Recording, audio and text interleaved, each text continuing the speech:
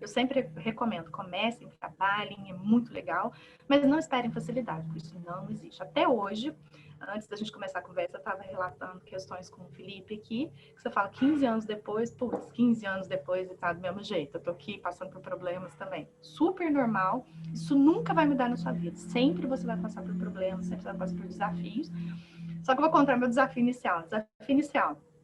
Tinha 23 anos, né? Aquela cara de super adulta, né?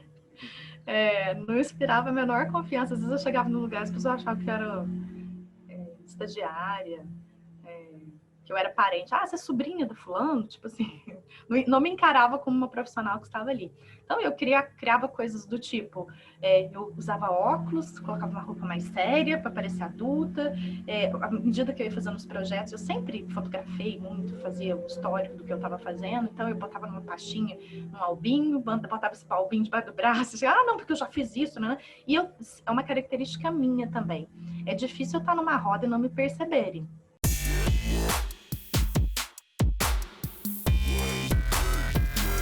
Fala galera, eu sou o Felipe, nós somos a Merim Erim e vai começar agora mais um Mudar o Papo. Só para a gente fazer aquela introdução que alinha expectativa e faz gestão de interesse bem rapidinho, Mudar o Papo é um dos nossos quadros de produção de conteúdo na Merim, onde a gente convida referências que a gente tem, que são aqui do sul de Minas, mas do Brasil como um todo, para que a gente possa discutir o nosso mercado. Para a gente falar assim de propósito, para a gente falar assim de como é que a gente encontra as nossas paixões e as nossas motivações todos os dias, mas para a gente também ter referências diferentes, para a gente ser cada vez mais diverso, criativo e plural. Hoje eu estou recebendo uma pessoa que é super especial para a nossa estrutura, mas para a minha vida profissional também muito. Antes de eu passar para ela se apresentar, eu sempre esqueço, não mudar o papo, então me xinga depois. Para quem está vendo esse vídeo no YouTube, se inscreva no canal, porque agora a gente dobrou aquela meta de inscrição inicial. Deixa o like, comenta, manda para todo mundo. É assim que o YouTube entende que esse conteúdo é relevante e é assim que ele faz com que a gente chegue a cada vez mais pessoas. A gente precisa de vocês para que essa comunidade continue crescendo e para que a gente discuta propósito com cada vez mais veemência. Eu vou deixar minha convidada se apresentar. Hoje eu não vou nem dizer o nome dela, porque ela tem muita coisa para contar. Depois que ela se apresentar, a gente volta já para falar dos assuntos que a gente separou hoje. Então, vai lá. Obrigada pelos elogios aí, por dizer que eu sou especial, que sou importante na vida profissional de vocês. Fico super feliz. Sou cliente de vocês há bastante tempo, né? Meu nome é Hancine Kézia, sou arquiteta aqui em Varginha. A gente já atua no escritório RKZ há 15 anos. Fizemos 15 anos em meio à pandemia, uma tristeza, porque a gente queria uma festa de debutante e acabou que ainda não pôde ter, mas na hora que isso tudo passar, a gente vai ter uma festa de 15 anos de escritório. Sou Lighting Design também, de pós-graduação. Trabalhei muito tempo com empreendedorismo no Sebrae. Eu era facilitadora daquele curso Empretec do Sebrae, um seminário super bacana que eu gosto pra caramba, seminário da ONU. Adoro empreender, adoro coisas criativas, o que motiva muito é fazer negócios e arte me motiva muito. E é isso. Essa sou Muito eu. bom. Sou gateira também. Isso é uma informação importante. Tem muita gente que sintoniza com a gente quando a gente conta que adora pet. Ótimo. Assim, a gente sempre diz que é muito importante a gente, principalmente no momento em que a gente está vivendo, mas no geral mesmo, é muito importante a gente ouvir histórias de perspectivas cada vez mais diferentes. Você é uma pessoa que está sempre contando a sua história e falando sobre o que você acredita e conhece, mas hoje eu queria pegar um outro lado seu. Toda vez que eu te vejo na televisão, fazendo live por aí e participando de conteúdos no Brasil afora, você sempre fala muito do seu mercado e de como vocês podem evoluir juntos como segmento. Mas hoje eu queria pegar o lado da Hancine um pouquinho mais voltado para a pessoa, assim, que eu tenho o prazer de conhecer um pouquinho. Eu queria que você passasse um pouquinho desse seu conhecimento para todo mundo também. E aí, para começar, eu queria pegar um ponto que eu sei que é super valioso para você e é uma das coisas que me faz te admirar demais. A gente sempre diz que o mercado ele foi ensinado em cima de valores que são muito masculinos, assim. A gente tem uma teoria que a gente inclusive ensina nas nossas mentorias, que a gente chama de liderança Shakti, que defende que todos nós temos polos femininos e polos masculinos, né? E a gente criou um mercado de trabalho que é muito focado nesse polo masculino, assim, que está muito relacionado a características de poder, de imposição e de coisas que não são tão maleáveis assim. Eu costumo brincar com os meus amigos que nós, homens, somos criados em um ambiente meio esquisito mesmo, né? A gente não pode se expor, a gente não pode chorar, a gente não pode falar de sentimento, a gente pode falar de futebol e olhe lá. Para colocar um pouquinho você nessa conversa, eu queria te ouvir, para você contar como é que começou a sua história e como é que você fez, assim, para esse seu lado mais relacionado à compaixão, para esse seu lado mais relacionado até o seu propósito se destacar e colocar você no mercado, mesmo com todas as dificuldades que aconteceram. Então, você pode contar um pouquinho de como é que foi e dizer, tipo assim, o que te levou a continuar, assim, a insistir com isso tudo? Bom, você abordou vários pontos importantes que dariam discussões assim de horas, né? E eu não gosto de falar, né, Felipe? Não gosto de discutir, eu não gosto do contraponto. Com relação ao mundo masculino, isso a gente... a mulher... Existe um machismo, uma forma de ser no mundo que a gente muitas vezes nem percebe, né? Você nem nota, às vezes, olha, é machismo, mas é tão natural, tão normal, que eu nem percebo que é assim. Eu até, não tem tanto tempo, deve ter um ano e pouco, mais ou menos, que eu assisti um filme chamado Eu Não Sou um Cara Fácil, da Netflix. Fiquei até de dica quem quiser assistir, que é muito massa. E esse filme, ele mostra o outro lado. O homem, ele de repente, ele bate a cabeça e cai no mundo que é feminista e não machista. E começa a acontecer situações com ele que é absolutamente normal pra gente. A gente vive isso o tempo todo. Mas quando a situação inverte, eu olhei e falei, gente, isso é machismo! Como assim? Eu nunca tinha percebido. Então, assim, é tão natural, é tão introjetado dentro da sociedade que a gente não percebe que aquilo é machismo. Então, eu vejo a situação, o mundo muito machista.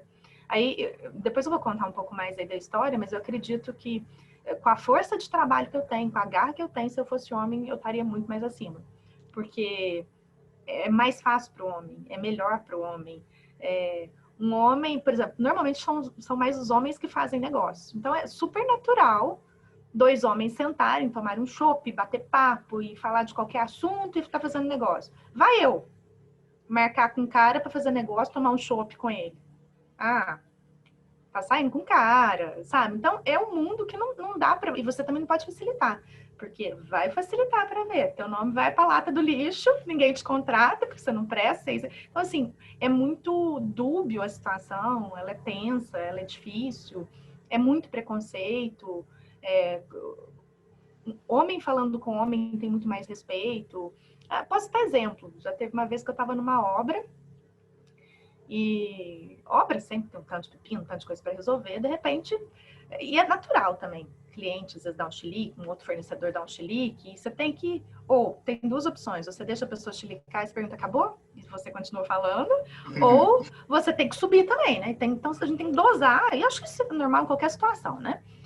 Mas já teve situação de eu viver isso, e de repente, sabe, por acaso, o meu marido entrar na obra, e de repente baixar o tom, ninguém mais querer bancar a estrela lá dentro, ninguém querer estrelar, todo mundo ficar calminho, ou eu tô lá, entra o meu marido, eu sou a responsável pela obra, não é meu marido, de repente começam a se direcionar ao meu marido, parar de falar comigo, e vai falar com o meu marido, você fala, gente, me pede te explicar, eu sou a responsável, você tem que falar comigo, não é com ele tá aqui, é como se a gente tivesse um dono, e também, é até interessante, né, a partir do momento que eu casei, tem algumas pessoas que falam assim, assim, tchau, um beijo pra você. E outro pro Cadu. Como se mandar um beijo pra mim fosse errado a partir do momento que eu tenho um marido. Eu acho isso loucaço, mas muito louco. E eu não sou do tipo que fala, olha, você me manda um beijo, Racine, um beijo. Aí eu respondo assim, pra sua namorada também, Felipe. Não, eu só tô falando com você, então o que eu vou mandar um recado pra ela?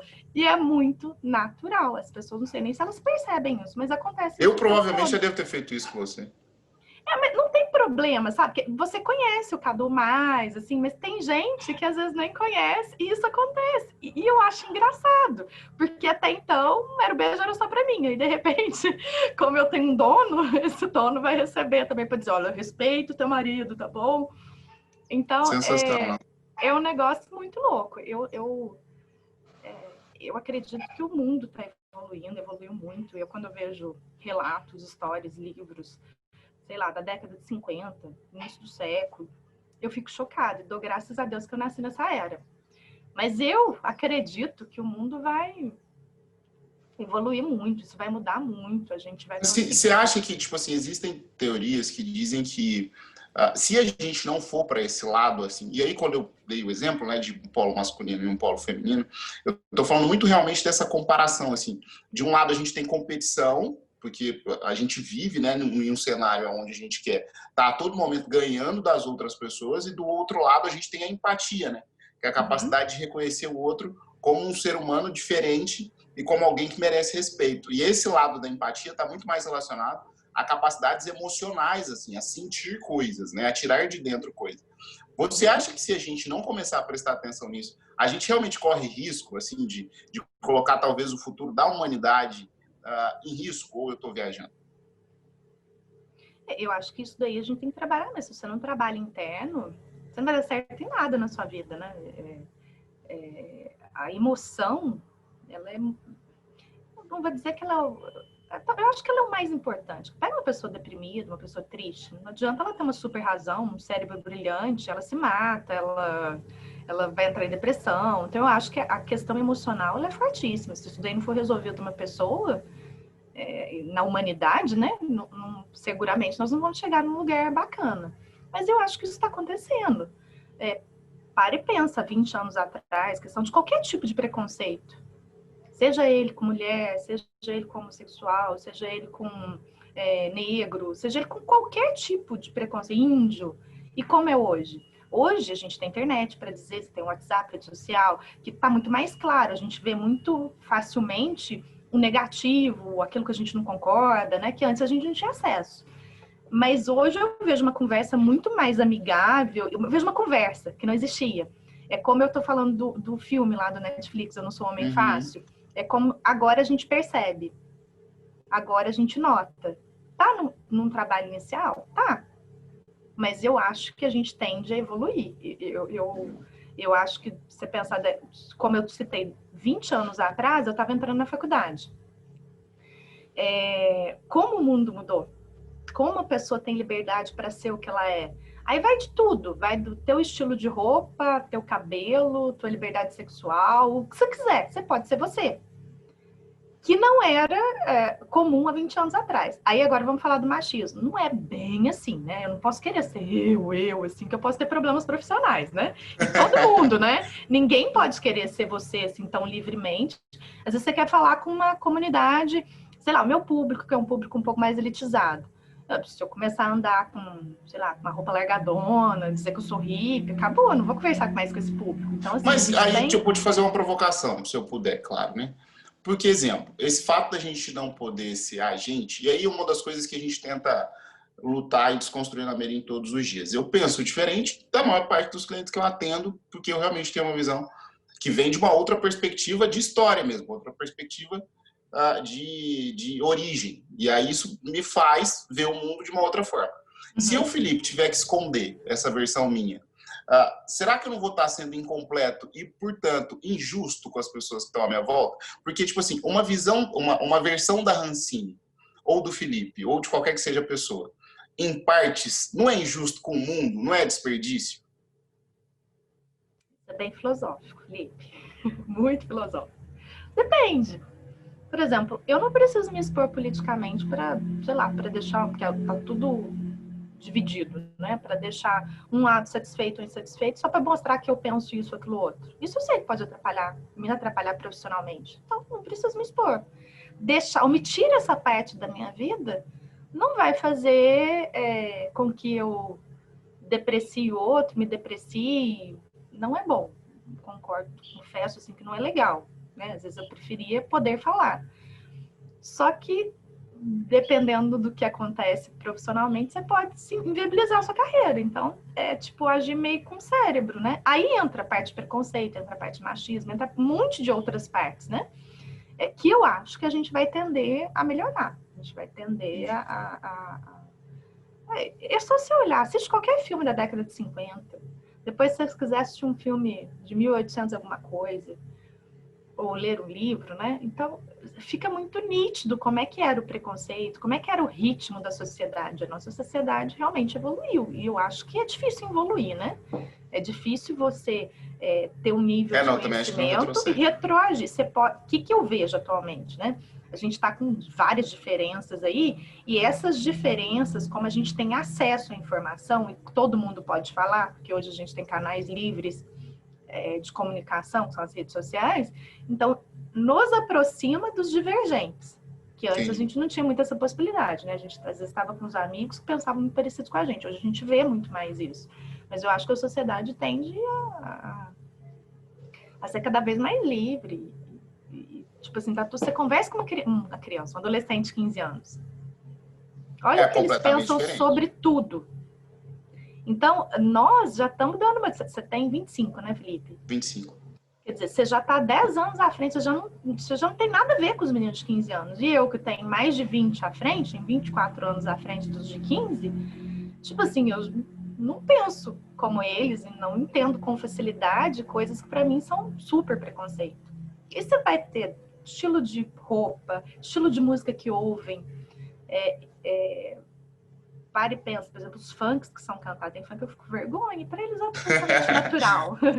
E olha que eu gosto de funk, viu? Mas para eles é absolutamente natural, o jeito de dançar, é o que eles pensam sobre relacionamento. Você fala, um menino de 15 anos, o que tem? Gosta de menina, tudo bem, mas hoje ele gosta, amanhã ele gosta. Tipo, para eles tá tudo certo. Então, assim, a cabeça deles, olhar para o outro, isso é preconceito, eu já vi filho de 15 anos falando, papai, mas isso daí é preconceito, né? Ele pode ter preconceito. Então, essa tendência já está acontecendo e eu acho muito bom, eu acho que é interessante. Só que é sempre tudo difícil, né? Não é fácil mudar o jeito de pensar. A gente está num sistema, o sistema é esse, a gente tem que se adaptar, a gente tem que viver, porque a gente tem que trabalhar. Então, sempre vai ter uma briga da liberdade com o jeito tradicional de ser, e eu acho que assim vai indo até chegar numa coisa aí que pode ser bacana, né? Muito bom. O começo da sua carreira é uma coisa que me inspira muito, assim. Toda vez que você me conta, eu acho super legal. E uma das coisas que eu sempre tive muita dúvida, a gente já conversou sobre isso algumas vezes, mas eu acho que é super útil você colocar isso para as pessoas que acompanham a gente, é sobre motivação, assim. A gente sempre diz que motivação, no fim, né, é mais simples do que as pessoas acham que é, sobre, tipo assim, o que te motiva a levantar todos os dias. E aí, o motivo, ele pode ser único, você tem, sei lá, um objetivo, a gente chama isso de propósito em alguns momentos, ou ele pode ser variável também, você pode arrumar um motivo por dia. E aí eu sei que a gente vive hoje numa realidade que é mais complexa, de novo, do que parece, mas eu queria que você primeiro contasse o início da sua carreira, contasse a história da pastinha, do lance de parecer mais séria, que eu acho do caralho. Velho. Mas depois eu queria que você respondesse o seguinte: como é que você faz, como é que a Rancine faz para tentar achar um motivo diferente todos os dias para sair de casa, assim, nesse momento, para continuar relevante? Porque tem uma lógica que diz que isso é coragem, né? Só que quando a gente fala de coragem, as pessoas acham que coragem é ausência de medo. Mas eu sei que você é uma pessoa que tem medo. Coragem é você fazer as coisas mesmo com medo. E aí existe uma outra teoria que diz que coragem é o principal gargalo da humanidade. Porque a gente está tão viciado em pensamentos que colocaram na nossa cabeça que isso trava a gente para fazer várias das coisas que a gente acredita. Então, eu queria que você pensasse o seguinte: primeiro, conta essa história, porque eu acho ela muito boa. Mas depois, assim, como é que você encontra esses motivos todos os dias para continuar corajosa? Certo. Meu início de carreira, ele foi uma coisa muito tensa. Eu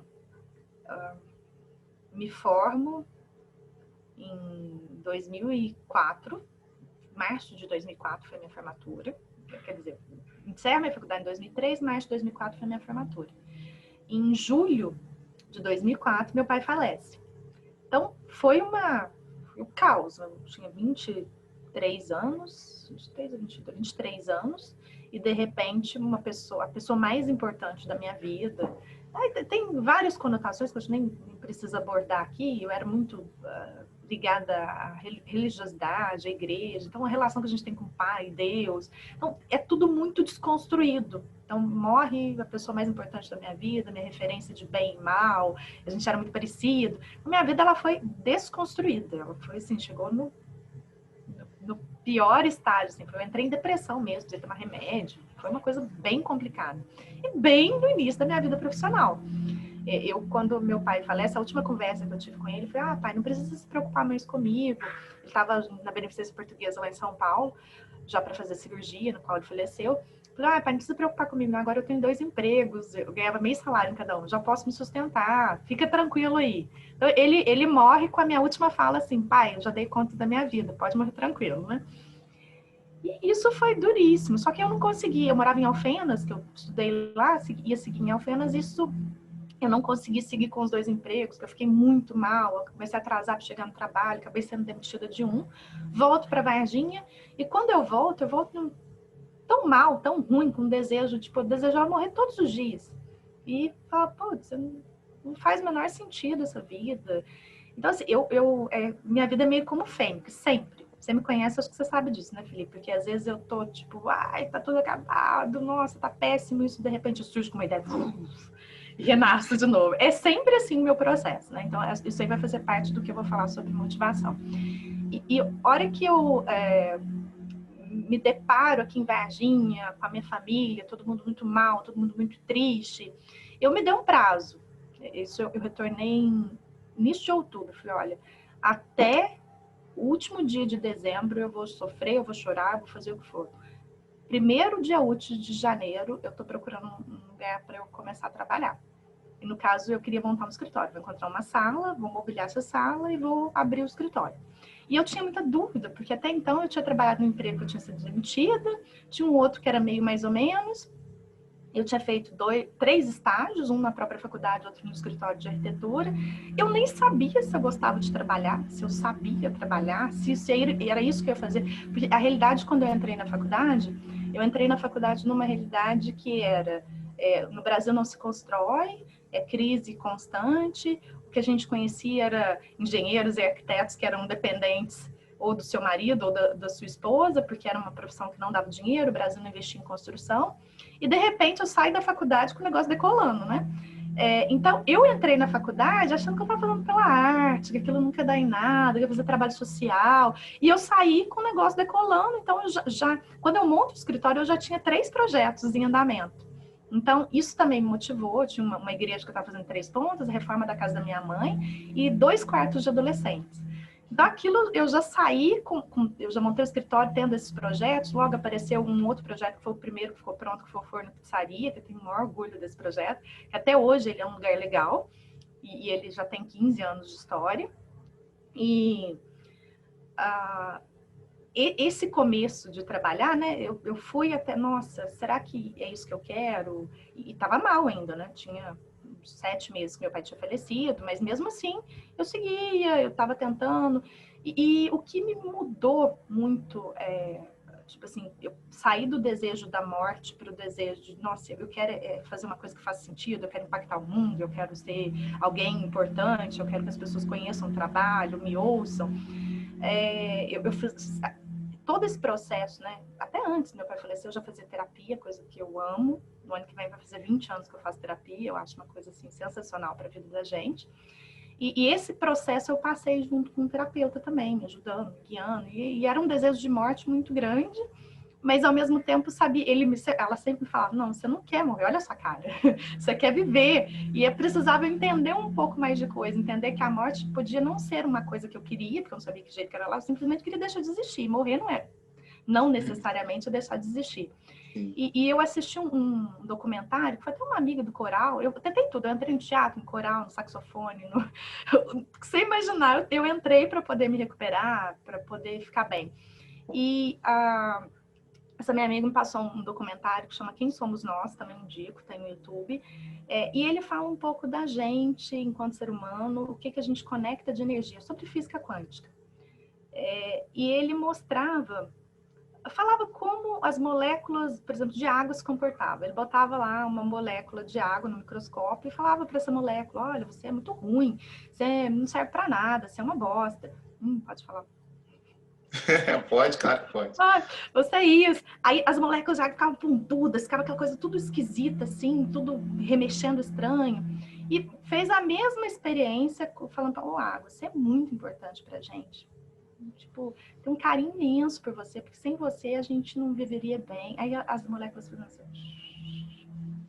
Aí ele faz uma analogia com o ser humano. Ó, o ser humano é composto de 70% de água. Então, o que você está submetendo? Qual é a frequência que você está vibrando? O que você está dizendo aí para o mundo? Você está desejando morrer, né? Que era o que eu estava. Você está triste, querendo acabar com tudo? Ou você quer dizer isso pro, tipo assim, ser positiva, impactar e trazer coisas boas? Eu entendi que foi, gente, coisa mais curiosa. E na época também explodiu aquele documentário de Segredo. Lógico que tudo você tem que analisar, né? Não é uma coisa que às vezes as pessoas criticam muito o segredo, mas eu acho bem interessante que ele fala o que a gente, com a minha coisa positiva, quanto eu consigo impactar. Você impacta o seu bairro, você impacta a tua cidade, porque você está liberando coisas tão boas que a tua energia é capaz de atingir o vizinho que está triste. A hora que eu comecei a entender isso, eu falei, gente, mas é isso que eu quero.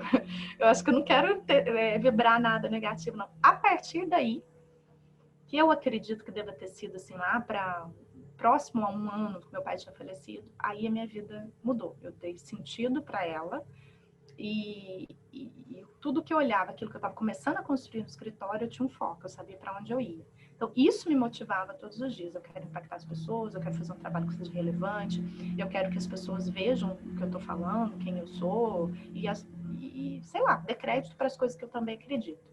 Então, esse foi o começo da carreira. Aí você me pediu para contar outra coisa, né? E, lógico, a carreira começar super difícil, né?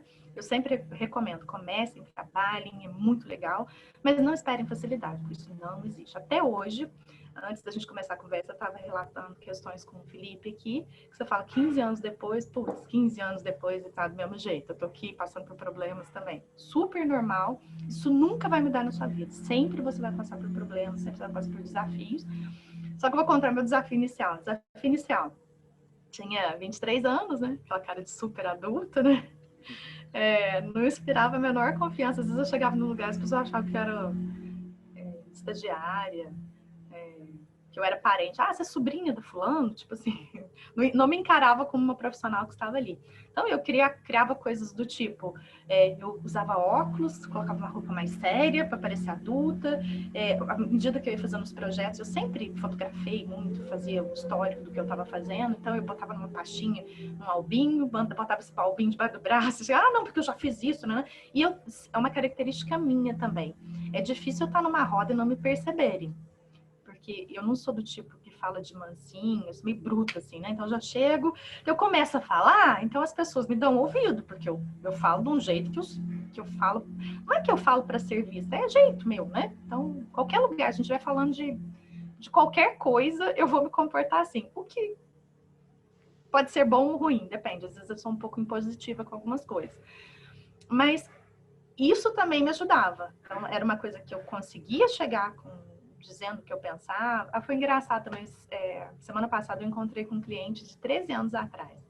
Ele falou, e eu não tinha tido mais contato com ele. Ele falou, nossa, Francine, eu fiz para eles um escritório de advocacia e reforma do apartamento. Assim, nossa, era uma menina, né? Eu ficava impressionada, porque você chegava e falava que tinha sim, e ficava brava se não fizesse do jeito que você estava falando, e tinha um monte de explicação para tudo. Eu falava, realmente, é meu jeito, né? Não foi uma coisa que, lógico, que você adquire confiança, mas eu já nasci meio que assim, né? A vida inteira, o que eu tenho de... A gente acabou de passar um tucano aqui, não sei se vocês viram, foi a coisa mais linda. Tipo assim, desde pequena, eu sempre fui desse jeito. Então, isso também é uma característica que eu atribuo ao empreendedorismo. E a questão artística. As duas situações que são inerentes a mim, e existem várias pessoas que são assim também, né? Fazem um diferencial, né? Eu acho que artista você nasce, empreendedor também você nasce. Ambos podem ser desenvolvidos, mas você nasce assim.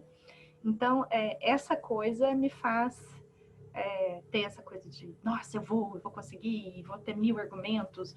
Um não, para mim, ele leva muito tempo para ele ser digerido como não. Não sempre eu quero transformar num sim. Bom, é isso. Muito bom, muito bom. Ficaria ouvindo aqui tranquilamente. Você falou um negócio, eu ia te perguntar uma outra coisa, mas você me deu uma outra ideia. Esses dias a gente estava conversando com um grupo de pessoas, a gente estava fazendo um atendimento, e aí a gente estava falando muito sobre o mito do ócio criativo, né? Porque o ócio criativo, ele fala muito sobre você desligar, só que mesmo assim ainda estar produzindo, né? Estar constantemente se alimentando. E eu sei que, por ter conversado sobre isso com você também em vários momentos, eu sei que fora do trabalho muita coisa te alimenta. Eu acho que, e é uma coisa que eu venho aprendendo, que uma coisa que a gente precisa eliminar muito do nosso dia a dia é essa sensação, esse sentimento de que a gente tem que estar produtivo o tempo todo, né? De que a gente tem que estar sendo eficiente o tempo todo. E aí eu queria te perguntar, o que te alimenta fora a arquitetura, assim?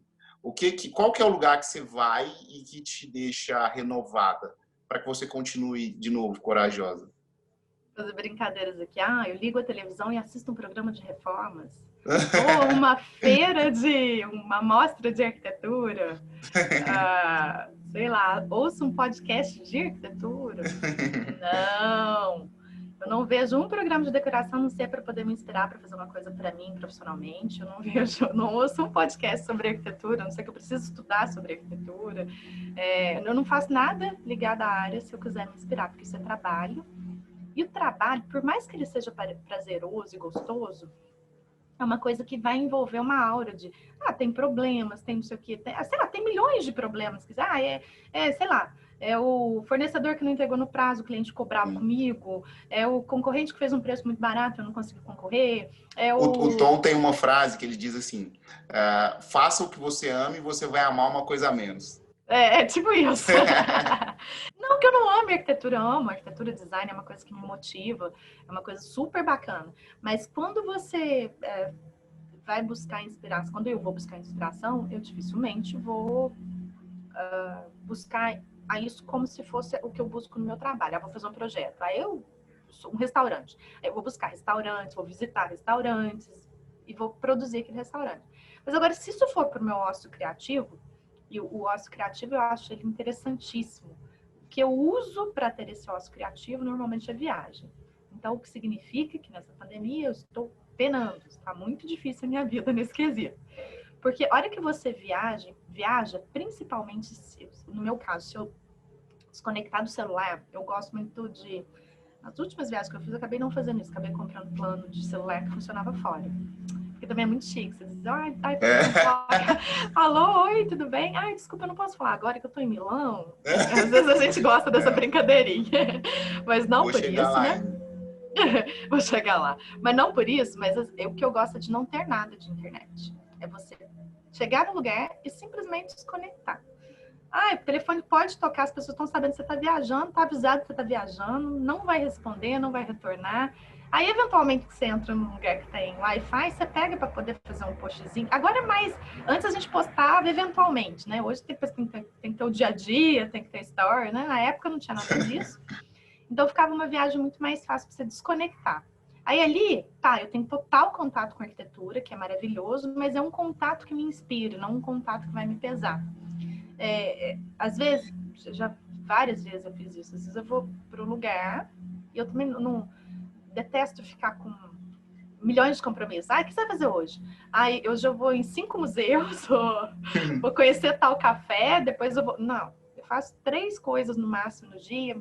Se eu for no museu, eu vou curtir o museu. No museu tem um café, eu vou sentar no café, vou tomar um café, vou pegar um caderninho, vou desenhar, vou escrever, vou falar sobre o sentimento que eu tô tendo ali, porque isso me conecta com o lugar, me conecta comigo mesmo e me faz ter outras ideias, enxergar de outra maneira e ter experiências. Então, para mim, a viagem mas não essa viagem entrar num ônibus com 1 milhão de pessoas e ficar parando.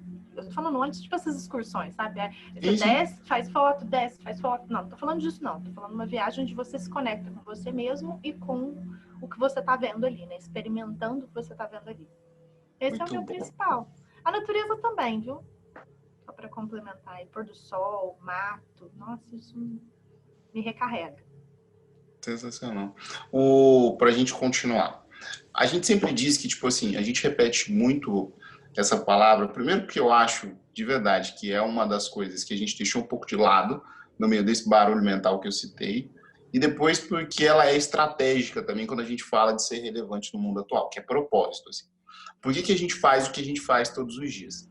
E como ela ficou repetitiva, eu queria ouvir a sua versão, assim, porque eu sempre digo que propósito, no nosso modo de entender, qualquer profissional, qualquer pessoa, saber o que esse profissional, o que essa pessoa realmente vê de, sei lá, de buraco no mundo que ela queria tapar, sabe? Eu acho que propósito sempre tem que ser para fora.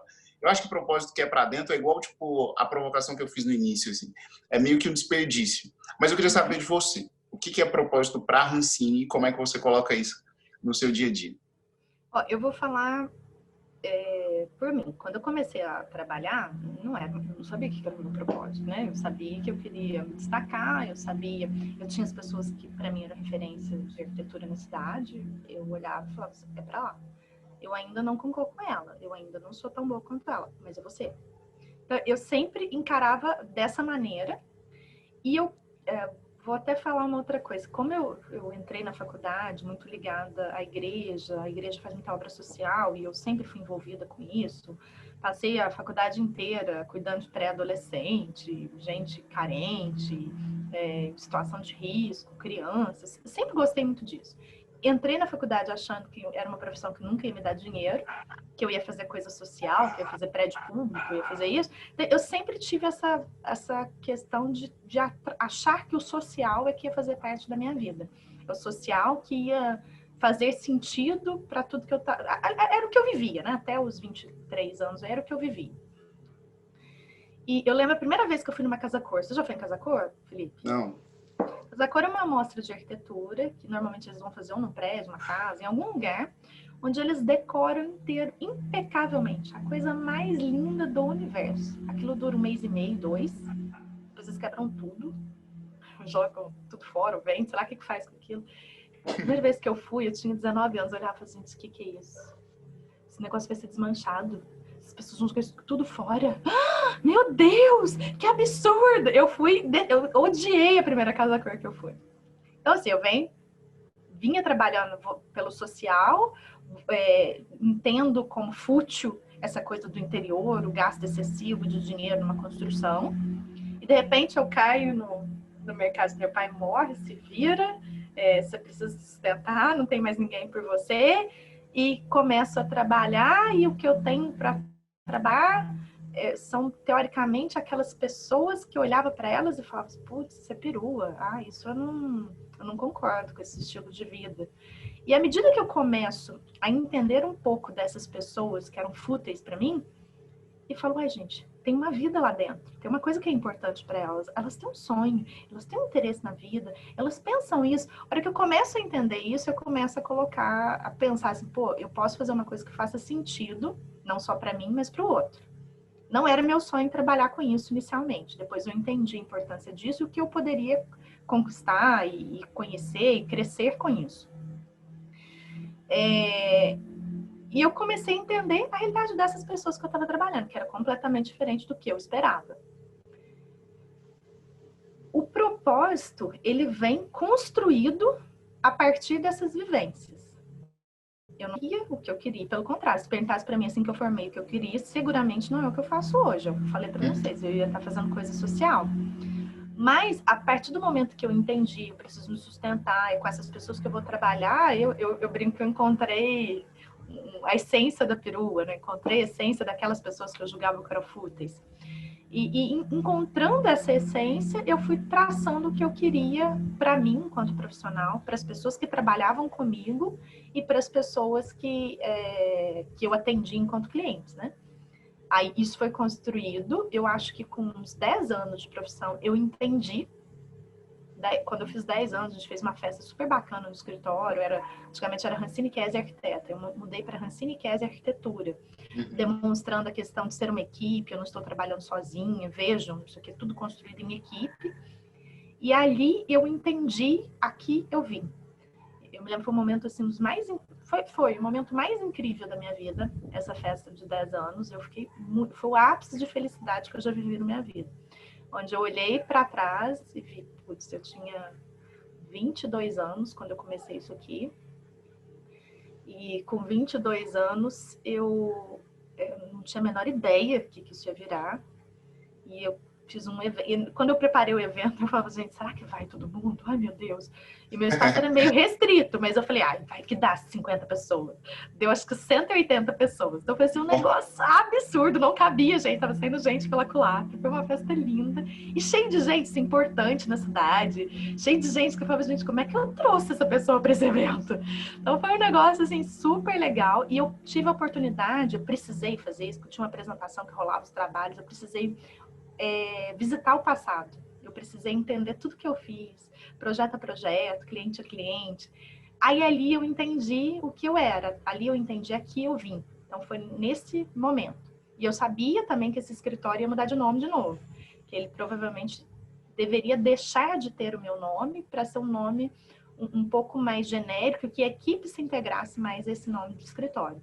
Então, 2 anos e meio atrás, já tem um ano, quase um ano que a gente mudou oficialmente, mas há uns 3 anos atrás, eu programei essa virada, e ali eu tive a oportunidade de formalmente entender o que é o meu propósito, que aí entra a Merim, né? Então, ali a gente formalmente pensou, discutiu em equipe, conversou para entender o que... Só que esse propósito, ele não foi simplesmente, o que eu quero fazer? É o que a gente já faz. Então, a gente já tinha uma história ali de uns 13 anos na época, né? De 13 anos de trabalho, então a gente já sabia que a gente era, o que a gente fazia, ele faltava só ser escrito.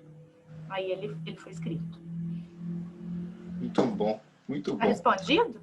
Tá mais do que respondido, sensacional. Mas é porque eu pensei numa coisa aqui, mas de novo inspirado pelas provocações que você coloca.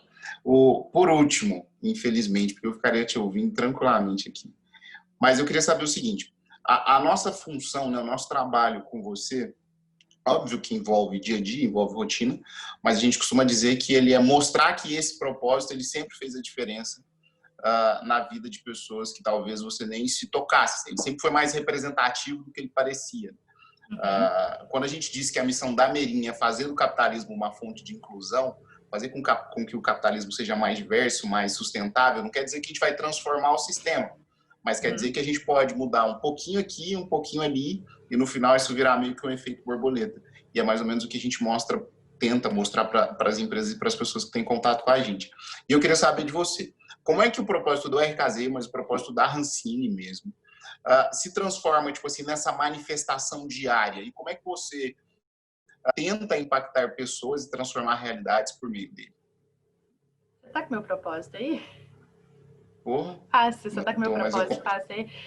Ele não é uma coisa decorada, embora eu saiba exatamente, ele não é decorado. Eu consigo achar rápido. Você até usou algumas palavras dele aí, viu? Usei. Eu consigo achar rapidinho aqui. Mas eu vou falando, então, enquanto isso. Tá. Até antes, eu entendia... Não era propósito. Como é que eu chamava antes, Felipe? Era... Missão? Tipo uma missão, né? Eu entendia que eu transformava sonhos em projetos de arquitetura. Era isso que eu entendia. Isso acho que era realmente... Eu acho que ainda é minha missão, né? Se for missão. Tô falando de propósito, né? E eu entendia que a cliente chegava com um sonho, uma coisa que ele não tinha ideia de como ia ser. Eu usava o meu filtro para conversar com ele, entender o que ele queria. Eu transformava aquilo num projeto de arquitetura que ele batia o olho e falou, putz, exatamente o que eu pensei. Nossa, ficou sensacional, é minha cara, é o que eu quero. O projeto construído, né, a obra executada, ele se transformava mais feliz, ele se tornava mais feliz do que ele era anteriormente. Aí tinha do sonho à felicidade, que era o slogan nosso, que é ainda, né? Quer dizer, eu tenho um sonho, eu transformo aquilo num projeto, desse projeto, aquilo vira uma obra, uma casa, um lar, dentro daquele lar, ele é feliz dentro daquele lar, e começa a polinizar essa felicidade. Essa frase também que era importante. Polinizar essa felicidade. Lembra lá atrás, quando eu falei que eu assisti Quem Somos Nós, O Segredo?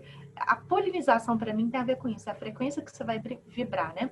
Eu tô num lar feliz, num local que me agrada, que me faz mais feliz. Eu sou mais feliz com o meu filho, com minha esposa, com meu primo, com meu vizinho, na sociedade. Então, é um espalhar de felicidade, coisas boas, que tem a ver com a coisa que eu descobri aos 23 anos, né? Só que aí, quando a gente se encontra, né, Felipe, para poder fazer esse trabalho, vocês me levam a pensar não só sobre o olhar nós enquanto equipe e cliente, público, quem vai receber o nosso trabalho.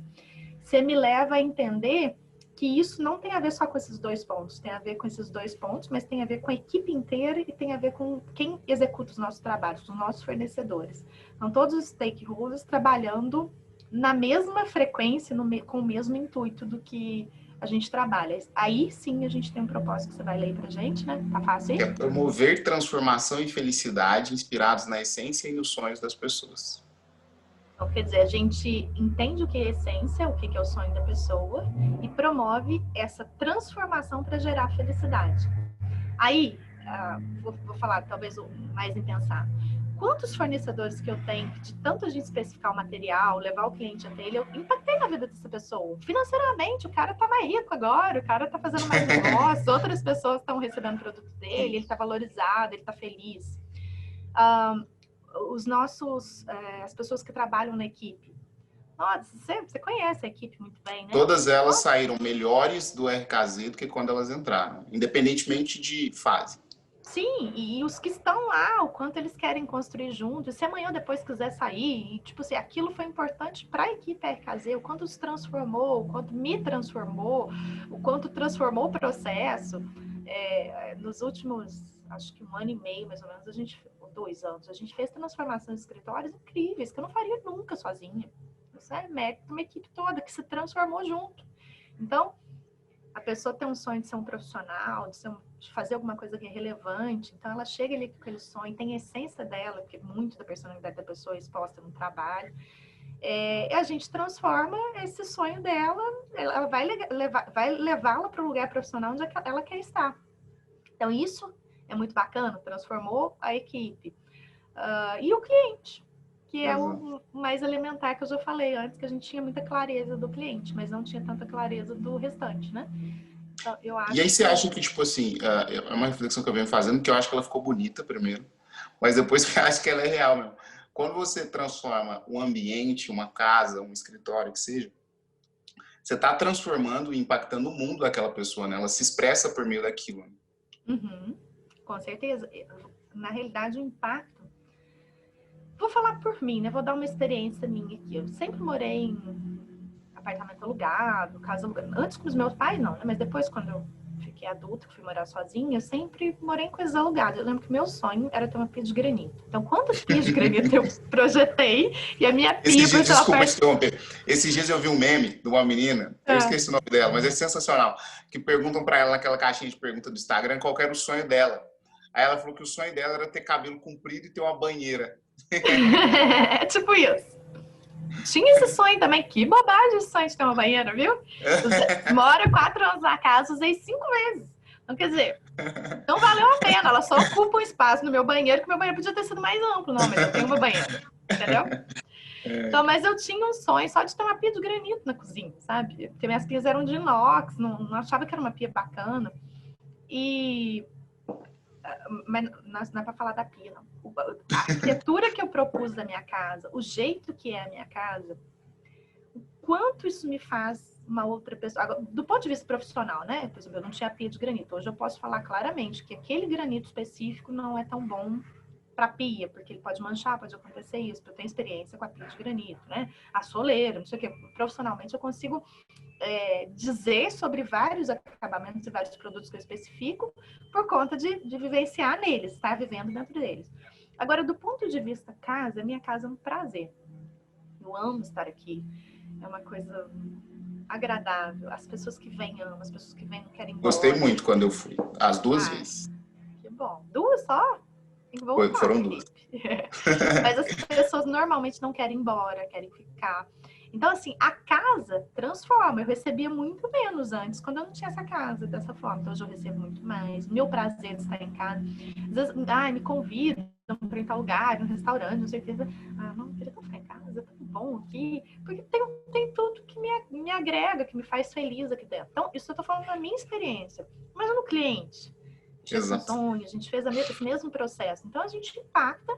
Aí vou falar 2 coisas. Uma, no comercial, impacto na vida dele, aliás, residencial, né? No residencial, na casa que ele está morando, no lar dele. A pandemia vem muito para mostrar isso, né? A importância de você ter um lar que te agrada, porque caso aí pandemia, a gente não pode ficar saindo, não pode ficar indo nos lugares que a gente é habitualmente, a sua casa tem que te atender. Vou até fazer um convite aí que a gente vai fazer uma série de lives sobre arquitetura do novo normal, a gente vai abordar esse tema aí. E agora, do ponto de vista comercial, dos imóveis comerciais, o impacto que a gente tem também é um negócio assim sensacional. Um projeto errado se afunda o negócio. Não é o único. E um projeto tá? certo, você gera muito negócio. Não é o único quesito, não, tá? Você tem o empreendedor é o ser mais importante do negócio. Não adianta ser um projeto belíssimo, funcional, e o empreendedor não fazer o papel dele. Tem um monte de outros fatores. Mas o projeto arquitetônico, você pode afundar o negócio. Dependendo do que você fizer, você mata o negócio. O negócio pode não decolar, pode ser uma porcaria por conta de um projeto equivocado. Então, o que a gente consegue fazer de conceituar um projeto, gerar uma história, conectar essa história com o usuário, com a função, aí entra muito essa coisa que eu falei das experiências, né? O viajar, o conhecer, o experimentar outras coisas, porque eu consigo ser assertiva quando eu faço uma proposta assertiva em função das experiências que eu tive, né? Que eu criei na minha vida. Então, dentro do comercial, eu posso citar um exemplo aí para o primeiro projeto que eu falei que eu fiz na minha vida, que foi o projeto do forno de pizzaria. Você tem ideia de quanto isso impactou na vida do cada um da LID? Que são os não, tipo assim, eu imagino, mas nem não faço a menor ideia. Mas com certeza social, foi muito. O que eles puderam vivenciar, já tem acho que uns 7, 8 anos que eles moram fora do Brasil, nos Estados Unidos, tem isso lá também atualmente. Mas o quanto era um negocinho tímido, era uma casinha cheia de cômodozinhos, não era a melhor pizzaria de Varginha e de repente passa a ser a melhor pizzaria de Varginha. Exato. Então, assim, o poder que a arquitetura tem no residencial é lindo, mas eu impacto um núcleo menor. Agora, quando eu falo do comercial, eu impacto tanto o dono do negócio quanto as outras pessoas que estão em volta, né? Eu tenho uma outra cliente também, super fofa, a Simone, do New York, que ela falava que ela recebia muito gringo aqui, por conta da escola de inglês, e que ali, sei lá, 10, 15 anos atrás, era o único lugar que ela tinha coragem de levar o gringo aqui em Varginha. Então, para mim, um super elogio, né? De falar, pô, um lugar bacana mesmo. Aqui eu tenho orgulho de vir.